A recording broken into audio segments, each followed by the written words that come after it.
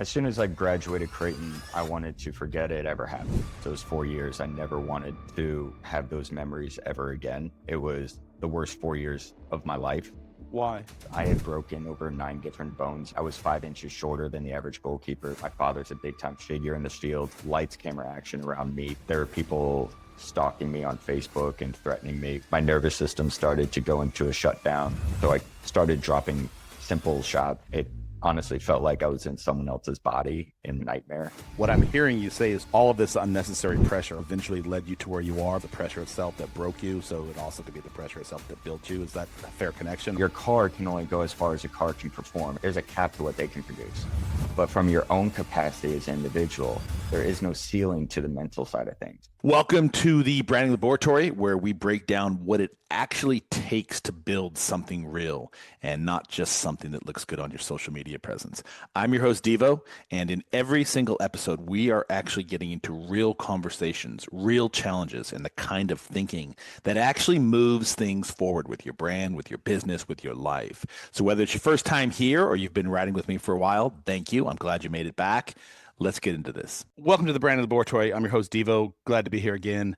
I've been thinking about this concept lately, and there's a couple of reasons why. It's kind of weird, and I talked about this on my last show, how people, places, experiences sort of have this collision on a regular basis. And if you're paying attention to it, right, if you're in touch, have a bit of self-awareness, and you're sort of working on this path of constant self-improvement, if you will, or just trying to like strive to be a better version of yourself in every moment, it's these synchronicities, they just kind of show up on a regular basis, whether it's people, whether it's places, whether it's experiences, whether it's things.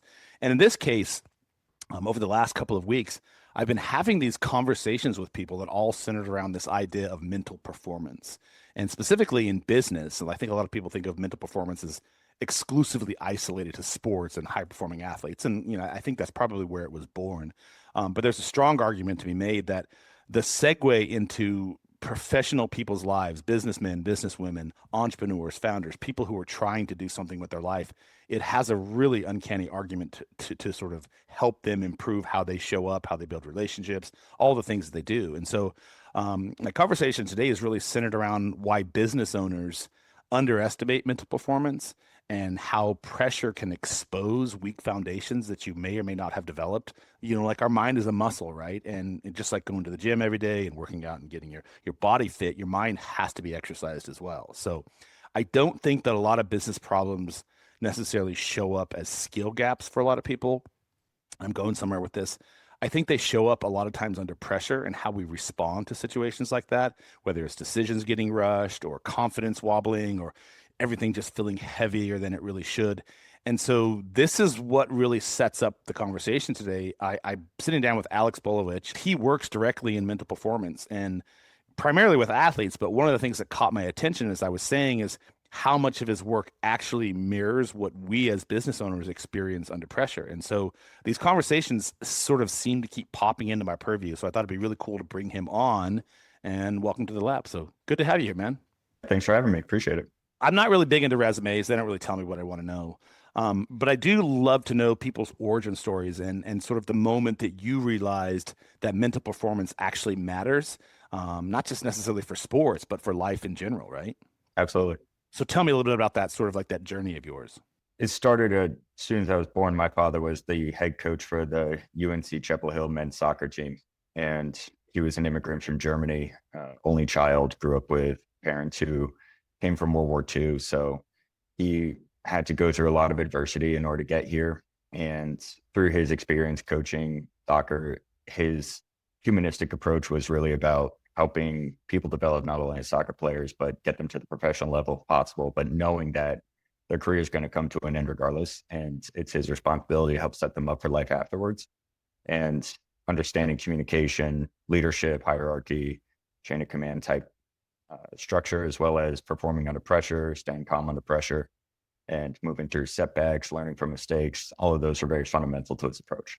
This is sort of like a breeding ground for you. If you grew up with a father who's a high performing coach, and UNC Chapel Hill is, you know, one of the preeminent soccer programs in America. So I imagine you were always around this. Was there a lot of pressure on you as a child? Tell me a little bit about that in terms of, your dad's a coach, high performance leader. Also, he's from another country, is what you just said. So American standards and European standards don't always align. I spent a lot of time in Europe, so I know a little bit about that. And I actually play soccer. Happy to report, not at your level, but I play with a lot of foreigners, and I sort of like the personality nuances are always so unique to me. But anyhow, I digress. So growing up with this high performing father, high level coach, what type of pressure did that put you on as a child? Yeah, I mean, he did his best not to put that pressure on me, and he always made sure that I didn't have to play soccer. I didn't have to do anything incredible. Success wasn't about achievements and awards. He was very clear with me: be respectful, work hard at something, and love what you do. And those are the three non-negotiables. If you do that, we're good. And anytime I stepped out that frame, that's when I heard it from him. But from a So performance level, that was it. what were those three mantras? Be professional. What was it? And it was be respectful, Be respectful. work hard, and love what you do. Hmm. Very simple. Yeah, I love that. But he upheld it. Like, that was the thing. Anytime I stepped outside that frame, if I was disrespectful to my opponents or my teammates, it was a problem. If I quit on a certain rep, it was a problem, right? If it was me not falling in love with the game and falling out of love a game, it's a problem, but in a good way to address and to learn from. But if I made mistakes, but I was truly giving it my all and I still loved what I was doing and I was respectful of my team, my opponents, and learn from it and move on. Yeah. So that was really, it was his performance for me was all about my character, less about what I could do on the field. So he leaned from that with every player that I coach, and that's why I adopted. I really appreciate that. Respect is an interesting conversation because I think a lot of athletes think of it, and you said it in terms of athleticism, but when you're respecting the opponent and you're respecting the team and you're sort of respecting the endeavor that you're in, that also involves respecting how you show up, whether that's in the weight room, whether that's on the field. And I coach a women's lacrosse team, and it's one of the things I tell them on a regular basis is if you're out here not performing, you need to ask yourself, what are the reasons why you're not able to perform? Are you tired? Are you sick? Are you lazy? Or are you just not putting in the time and effort because you don't find it to be necessary?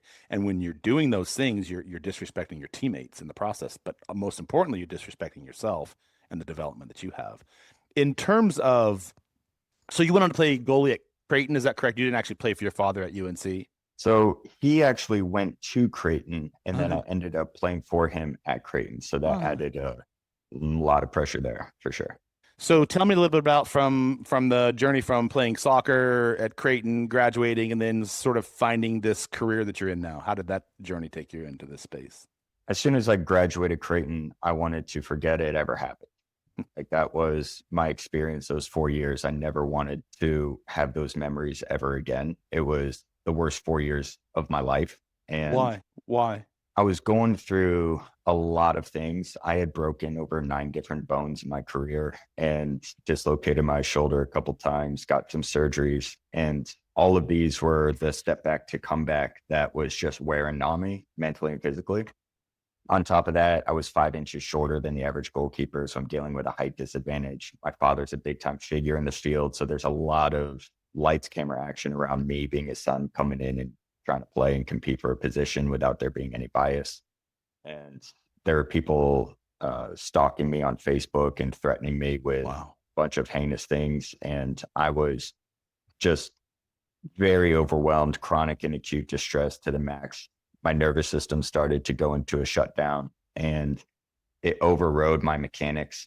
So I started dropping simple shots, simple crosses, couldn't cross my feet properly. It honestly felt like I was in someone else's body in like a nightmare. I couldn't feel the coordination anymore, and it was so disenchanting, depressing. It's something I worked so hard to get to, and that was the return of my effort, and that's how I saw it. And I just struggled and suffered through those 4 years. In those 4 years, I had broken 3 of the bones, 2 of the surgeries. So it was just a massive like dumpster fire for me. All right, I want to unpack that in a second, but I do want to go back to that decision to go to Creighton, play for your father. Had you given that any thought in the process of being a senior in high school? Is there going to be some unnecessary baggage playing for my father, that sort of thing? Was that something you and your dad had discussed, and you decided, this is still the best trajectory? Yeah, there was one thing that we missed though. So he was my soccer coach in high school for my club team. And we had developed the coach-player relationship and the father-son relationship very well amongst ourselves. And our team actually molded around it very well too. And we were highly successful in high school. We were national contenders every year, and everyone was on good terms with each other. Everything was functioning fine. So we had evidence to ourselves that we could do that. Mm, But then when we got to college, and he was also new to Creighton, mm, so we didn't really factor in that piece with the existing team. Now you got a father-son coming in brand new. Now we didn't even think about how are they going to see this instead of our dynamic. mhm. And then that was to me a huge hurdle that we both tried to navigate during that time. I'm curious about the height differential. How did that? I'm wondering. I know it's a higher level. I played college football, not soccer, and I just remember thinking, wow, I was really badass in high school. And when I got to college, I was like, everybody here is a badass. So I do sort of understand where we're going with this. But in terms of the height differential, that wasn't a handicap in club in high school, but suddenly it became sort of like a spotlight on it in college. Is that just because the level was so much greater? A little bit, I would say. I developed a big chip on my shoulder because of it. I knew that a lot of coaches were overlooking me because of it, even though I had done incredible things and won incredible awards. And I was competing with these guys who were already committed to UCLA, UNC Chapel Hill, Maryland. And I was showing up against them in real time in high school. So why wouldn't I be able to do it in college?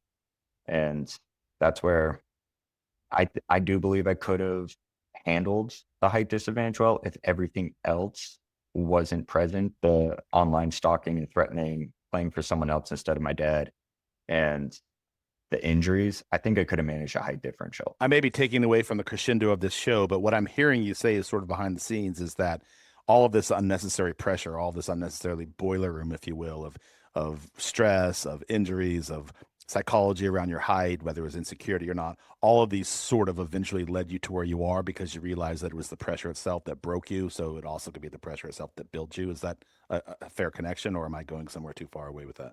No, you're actually very close. The pressure of self building you and breaking you is something in our field that we call performance identity. Mm-hmm. And I wouldn't be shocked if entrepreneurs and people outside of athletics struggle with the performance based identity as well.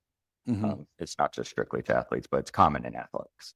Yeah, I want to go in there. That's where we're going. But before I get to that, I just sort of want to continue this sort of journey. So you would say that the very pressure that broke you was also the pressure that rebuilt you. Is that fair to say? Yeah. Interesting. I think a lot of business hear this idea of mental performance and think it's like therapy or it's motivation or sometimes it's woo woo. I had a conversation with somebody recently and we were having it was completely unrelated to this topic, but somehow or other we got into this idea of your brain being a muscle and it's necessary to exercise it on a regular basis. And we were talking about meditation and stillness and being mindful and sort of understanding and taking time for yourself and all these sort of things. And he's like, that's just a bunch of spiritual woo woo. And I was like, how is that spiritual woo woo? And he literally had the position that that sort of stuff really didn't have any position in his life because he was such a high performer.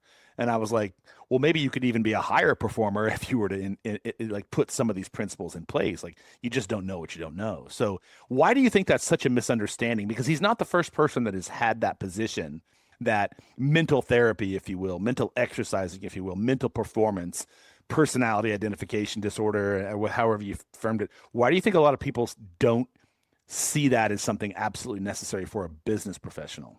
And to unpack that would take a lot of time. I think about that a lot, but it's it's one where psychology was originally a term that was used to diagnose disorders, diseases, and dysfunctions of the brain. Mm. And there's a stigma around that, where as soon as you start to throw that term around or anything mental, immediately that's where our frame of thought goes.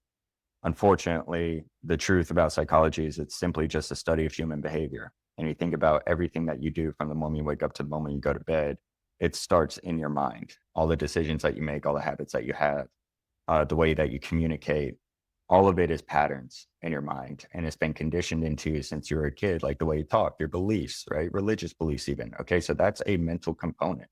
Mm-hmm. And if you have beliefs around money, if you have beliefs around what it takes to become successful, these are all components of your mind.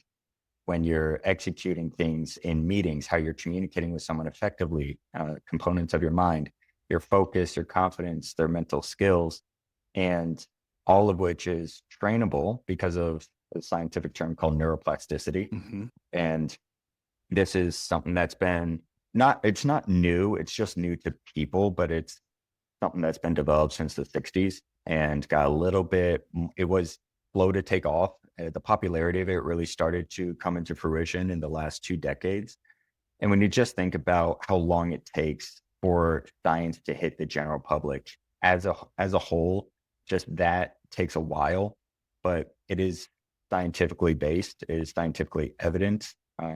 There's been over thousands of studies on mindfulness and doing brain scans and fMRI machines and the effects it has on gray matter reduction, ability to focus in higher pressure situations. I mean, I could go on and I don't want to take up too much time about it, but the data is incredibly rich. It's just a matter of connecting it to more people so it becomes more commonplace. Yeah, no, totally.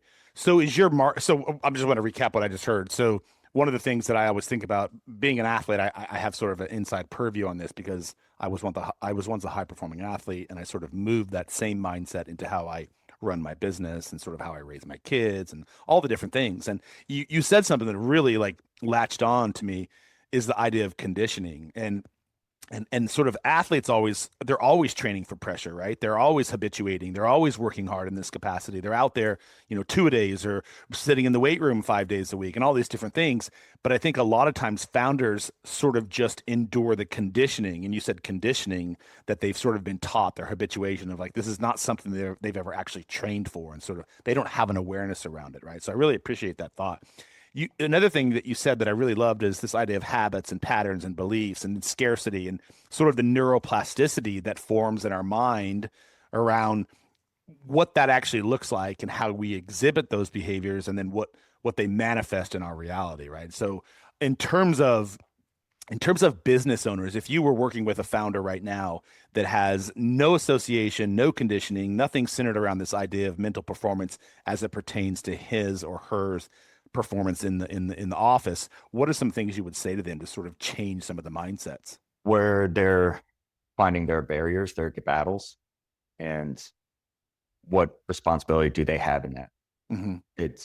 It starts with accountability, because you're Mm-hmm. not going to be able to condition your mind otherwise. Like, you have to take ownership of you in the process, and your outcomes as a byproduct of the process. The process is a byproduct of you as the driver of your vehicle. And Mm-hmm. through the first lens of accountability, it's like, what ownership do you have in your decision making, your communication? Are you like, oh, I'm really introverted, therefore doing cold outreach is not really in my nature? It's like, okay, well, that's a belief you have about yourself. That may have been an older version of you. Could it be uncomfortable to become more extroverted? Yes. Is it possible? Absolutely. How? Science, neuroplasticity. You can reference anecdotal examples, but that's just one area. It's like, how does it just pertain to you and what you want? Mm. One of the things that I see when I work with my clients, especially early on in the process when we're onboarding and trying to get to the root of the problem, because one of the approaches that I take, which it sounds like it resonates with you, is there's never just a problem. There's a series of problems or a series of habits or a series of beliefs that kind of led them to a decision making process that they're currently in that may or may not have worked out for them, right? And and what I see often is they're always trying to fix these problems or these pressures with more tactics, whether it's hiring different people or making a pivot or bringing up new strategies or changing their name or building a new website. And when you really stop all of that and ask them to step back out of themselves, almost to get existential, if you will, you can see that there's a much more structurally deep-seated rooted problem that is always centers around you said the psychology of things, but the things that they had learned about themselves or the patterns they've been exhibiting all their life, right? So I'm just curious from your perspective, why don't tactics work? Why don't new hires work? Why is it really important to sort of understand the root and the systemic issue of things? Like upgrading a car, but not the driver. Well said. I would rather bet on someone who knows how to drive very well in a Mercedes than someone who doesn't know how to drive in a NASCAR. Like, it's, and I'm not trying to say that as an insult to anybody, but, and ultimately, here's the best part: your car can only go as far as your car can perform. It has a certain mile per hour that it can hit. Same thing with your employees. You get a really good employee, there's a cap to what they can produce. But from your own capacity as an individual, there is no ceiling to the mental side of things. There's a ceiling to your physical side. You can train as much as you want to run as fast as Usain Bolt. It's not going to happen. But you can get his level of focus. You can get his level of confidence. You may have predispositions that allow you to be more confident and as focused as he does based off of your upbringing, your genetics, and your environment, and all those good things. But nonetheless, if you made that conscious decision to train to get that level and you understand how that connects to other things and what the results are going to be of those, well, then ultimately you just keep upgrading the driver. And you keep upgrading the driver, what's going to happen in the real world? They're going to be like, dude, we need to get you a better car. Mm, And then now you got a good driver and a good car mm, because you're going to have a demand for you. And then that demand is going to supply you with those things.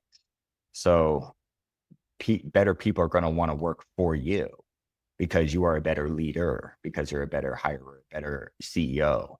And therefore, you're going to attract better employees. Your employees are going to stay. They're going to love working for you. Instead of being a very talented employee, but not really get much out of it, they're going to leave because mm. the driver of the vehicle is getting a really nice car, doesn't really know how to drive it. Then car crashes, car goes away. That's your employee. So using that automobile reference. I love the automobile analogy, and I have a small funny story. So I gave my daughter my Forerunner for her first car, and it's a car I've been driving since 2011. It almost has 500,000 miles on it, but I have treated it like routine service. It's never had a problem. It's just literally it's a Toyota, but I've taken really good care of it. And since she's owned the car, it's been in the shop multiple times. She got into a car accident, and most recently, I noticed that my miles per gallon had gone down from 18.5 to 15.2. So I started doing a little like research on it. I spoke to my mechanic, and he's like, "There's only one reason this would happen. She's not taking care of the car. She's driving it really hard. All these sorts of things." And so, anyway, it's an interesting analogy, and there's living proof for that. I love how you said, and one of all the things that you just sort of touched on were leadership, intrinsic leadership qualities that good leaders understand, that you go to the root of the problem to fix them, and there's a ripple effect based upon doing that sort of work on yourself, because it builds better relationships, it builds better clientele, it ultimately leads to more revenue. If you're able to sort of fix the inherent problems that you're suffering from as a leader and do those sort of mental exercises, there's a ripple effect that is just exponentially compounds. I'm curious, so your primary clientele right now are athletes, young athletes, or do you also work with business professionals? I've worked with one business professional, but most of them have been athletes. Yeah. Why are you staying away from the business world? Because I still want to be specific with my niche. And I eventually, over time, I'll branch out and get a little bit more. Am I open to business professionals? Absolutely. Hmm. It's just not a focal point of my marketing. I'm Mhm. still focusing on evolution of this business and really need to dial in the messaging in my marketing so that I can replicate that and hire other coaches. So it's in the works. It's just not the right time. It's interesting because I think a lot of I feel like I'm beating a dead horse here, but you and I do similar work in the sense that I'm not working on mental performance and strategies around that, but I am working on fixing the human. Like that for me is the first and foremost, most critical thing you can possibly do for your business. And I know this from experience because I was my own guinea pig. And I kept hitting these ceilings over and over and over again in all these different levels, from relationships to clientele to revenue to earnings, all these different things. And it wasn't until I really started working with coaches, started seeing therapy on a regular basis, and really started diving down these rabbit holes of like self-awareness and self-exploration and trying to figure out like I was the problem. Like in every situation, it was always me, and I was just reflecting back what it was that I was suffering, or how I was experiencing life, et cetera, et cetera. So I'm curious, if you were to work with business owners and you suddenly had a bunch of them in your stable, what were some of do you have programs that you've developed that you would take people through, or is this sort of meet people where they are and adapt from there? It's a little bit of a hybrid of both. I have a mental edge program that's I do assessments that give them a evaluation on the four core mental skills, which are mental strength, mental flexibility, mental agility, and mental endurance. In the field of business, mental endurance is the core skill Mm, because entrepreneurship is a distance game, about last man standing in a way. Dealing with pressures, mental strength, recovering from setbacks and mistakes quickly is agility, and then adaptability is flexibility. And so I create an assessment based around that, where you are on all of that, and then how that shows up for what your goals are, what your challenges are, and how all that connects, giving you specific exercises to develop each of those skills so that it can connect to the outcome that you're looking for in your business and what position you're in. And then we do some in-person work on top of that. So it's almost like strength and conditioning training. do the baseline assessments, you get a performance plan, but then I also coach you along the way with certain things, undo some of those limiting beliefs, increasing some of their capabilities from within. And naturally, we should start to see everything else take care of itself. I trust you with your strategy. It's your strategy. I'm not going to tell you about strategy, but I'm just tell you about you. And how long does it take to get ripped? You'll start to see lasting changes within about 90 days. Mm-hmm. You stick to something for about 6 months, it's going to start to become more second nature. You do something in a year and you fully commit to it, you lock in and you stick to a process, you won't recognize yourself after 1 year. And that's going back to that neuroplasticity model that you referenced earlier. Like that is scientific data that shows that. So you're not just like anecdotally throwing that at us. So this idea of neuroplasticity and how long your body it takes to sort of adapt and change the way neurons fire, take on that new material that you're basically introducing it to, and then make it part of your daily habits, right? That's sort of like the idea behind it. Yeah, and everyone's different. Mm-hmm. You know, it's depending on where you're at and just how your mind is naturally conditioned to be in this moment. Mm-hmm. There may be a longer road for your mental agility or mental flexibility, but there may be a shorter road for your endurance and strength. Just kind of depends, Mm-hmm. as well as what the demands are of the industry that you're in, how you're living. You got family, you got kids, you have a full-time job with this thing, like what's all going on. So there's conditions at play, but Mm-hmm. most typically you would see change within 90 days, second nature change in 6 months, and then a whole change in a year. And as part of your programs and coaching, you're helping people all along the way. So you're having one-off individuals, you have a program they're following, but you're also meeting with them as accountability partner, as counsel, as coach, as inspirator, all those things on a regular basis. And that's also part of the program. Absolutely. And there's no end to it. Right? Yeah. Like I said, there's no ceiling to focus. It's not like you can reach X amount of focus and you stop. It's not like your physical height. Yeah. There's no parameters for that. So I'm always going to take the approach in the lens of what's next, what's more, what's better. And from you, just know that everything else will just take care of itself from that. It's interesting that you say that, and I'll end the show on this, but there is no end. And it's interesting because as you expand and grow and evolve, and as your muscle memory increases mentally, physically, you sort of take on new experiences. And in those new experiences, you sort of have adaptations, and you're going to constantly need to be reiterating what you're working on. And it's like it's a constant evolution, isn't it? I love how you said that. The work is never done. And it's really important. I guess my end piece for this is it's really important to fall in love with the process of building whatever it is you're building, whether it's your mind, whether it's your body, whether it's your business, whether it's your relationship. It's really important to understand that it is iterative and it is a process, and there are programs and rubrics to follow that will help you fast track that a little bit better. Mm-hmm. So, well, this is a great show, man. I do think there's a market for you, so we're going to talk offline. I know a lot of people who could use your insights and your mental performance acumen. I myself included from time to time. Anyhow, if people did want to connect with you, what's the best way to find you?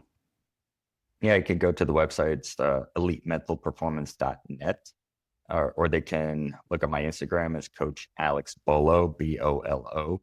And those would be the two best ways to find me, get a hold of me. And my email is on my website, but otherwise, Instagram, Coach Alex Bolo would be probably the main way of going. I just started following you today right before the show, so we are now homies on the social webs. Alex, I really appreciate your time today.